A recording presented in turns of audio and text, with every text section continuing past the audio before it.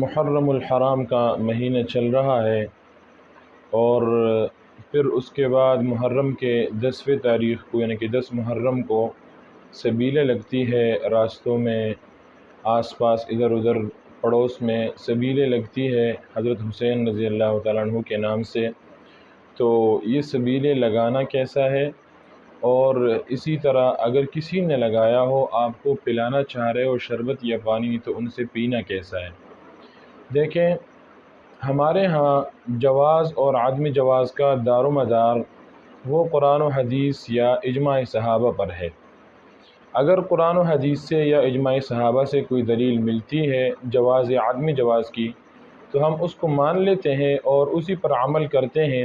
یعنی کہ اگر جواز کی دلیل ہوتی ہے تو ہم اس کے جواز کا فتویٰ دیتے ہیں، اس پر عمل کرتے ہیں۔ اگر عدم جواز کی دلیل ہوتی ہے تو ہم اس کے بارے میں عدم جواز کا فتویٰ دیتے ہیں اور اس پر عمل کرتے ہیں کہ اس سے اجتناب کرنا چاہیے۔ سبیل لگانا یہ ایک ایسا عمل ہے کہ اس کے بارے میں قرآن و حدیث سے بھی کوئی ثبوت نہیں ملتا ہمیں،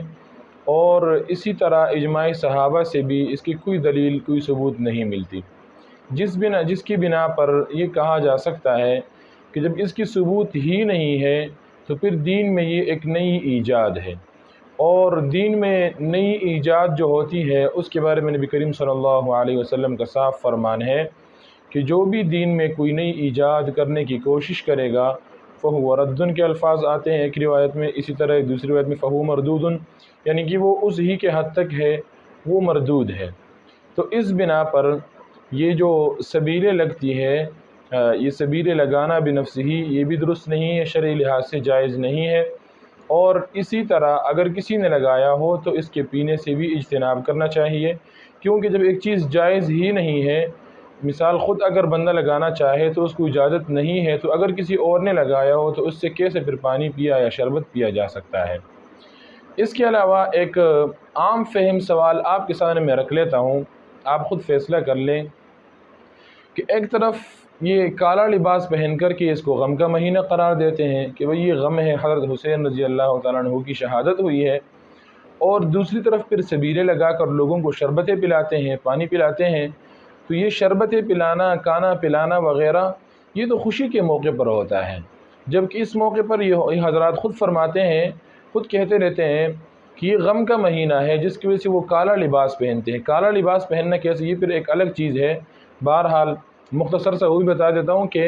کالا لباس پہننا اہل سنت والجماعت کے لیے اس مہینے میں خاص کر یہ درست نہیں ہے۔ دیگر مہینوں میں چلو بندہ پہنتا رہے، کوئی حرج نہیں، لیکن اس مہینے میں ان سے مشابہت کی وجہ سے یہ درست نہیں ہے، بلکہ حتیٰ کہ بعض فقہاء نے بعض علماء نے اس کو حرام تک قرار دیا ہے کہ اس مہینے میں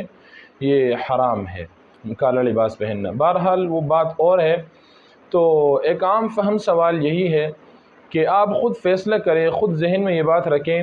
کہ ایک طرف یہ غم کا مہینہ اس کو قرار دیتے ہیں اور کالا لباس پہنتے ہیں غم منانے کے لیے، دوسری طرف یہ پھر 10 محرم کو جس دن ہی شہادت ہے اسی دن یہ پھر سبیلیں لگاتے ہیں خوشی منانے کے لیے۔ تو خوشی اور غم یہ بیک وقت اکٹھے نہیں ہو سکتے، اس وجہ سے بندے کے ذہن میں کچھ کنفیوژن سی پیدا ہو جاتی ہے۔ اس بنا پر اس سے خود بھی اجتناب کرنا چاہیے، مطلب کہ سبیلیں نہیں لگانی چاہیے۔ اسی طرح اگر کسی نے لگایا ہو تو اس سے نہ شربت پینا چاہیے اور نہ پانی پینا چاہیے۔ اسی طرح ہمارے بعض مسلمان بھائیوں کے ذہن میں یہ بھی ایک سوال ہوتا ہے کہ پانی پلانے میں کیا حرج ہے، شربت پلانے میں کیا حرج ہے؟ تو ہم کہتے ہیں نہ شربت پلانے میں کوئی حرج ہے نہ پانی پلانے میں کوئی حرج ہے۔ حرج ہے تو اس میں ہے کہ اس کا کوئی ثبوت نہیں ہے۔ اگر ثبوت ہوتا تو ہم کیا کرتے ہیں، ہم کہتے تھے کہ بھائی ٹھیک ہے پلاؤ۔ ہاں، اب یہ بھی ہم کہتے ہیں اگر کوئی شخص محرم کے علاوہ دیگر مہینوں میں بھی وہ مسلسل اس طرح، یعنی کہ ہر مہینے میں، ہر ہفتے میں یا ہر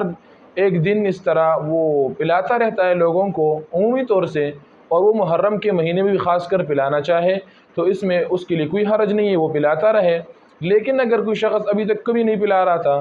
اور اس نے محرم کے مہینے میں آ کر کے یہ کام شروع کر دیا اور یہ پلانا شروع کر دیا، تو گویا کہ اس کے دل میں کچھ نہ کچھ خلش ہے، اور یہ ان کے ساتھ مشابہت ہے۔ جو جن کا ہمارے ساتھ کوئی تعلق نہیں، یعنی کہ اہل تشیع کے ساتھ، ہاں ان کے مذہب ہے، ان کے مذہب کے مطابق جائز ہے، جو بھی ہے وہ ان کی اپنی مرضی ہے، لیکن کم از کم اہل سنت والجماعت لوگوں کے لیے یہ اس طرح کی سبیلیں نہ لگانا جائز ہے،